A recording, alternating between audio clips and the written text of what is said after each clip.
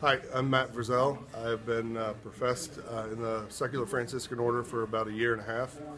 And what eventually led me to the order, I think in hindsight was a real gift. And I knew it at the time, but now that I've been exposed to the secular Franciscan world, I think it was an extraordinary gift.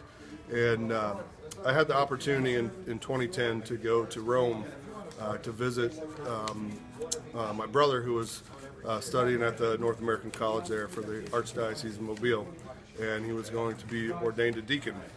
And I couldn't afford the trip, but they had benefactors at the seminary that donated money so that family members of the seminarians could come. So I had a free plane ticket and free room and board at the North American College.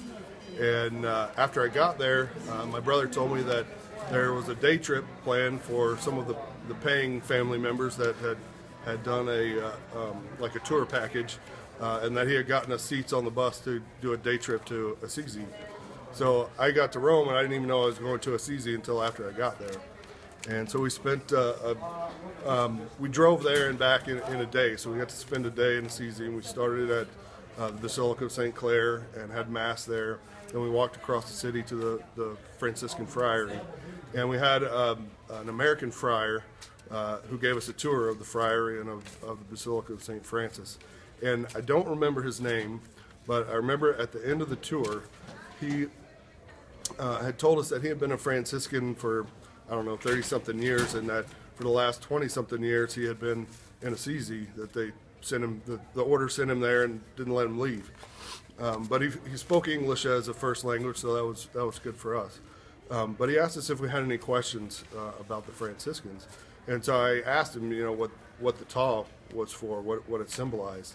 And he said that Francis saw it as the mark of salvation from Scripture.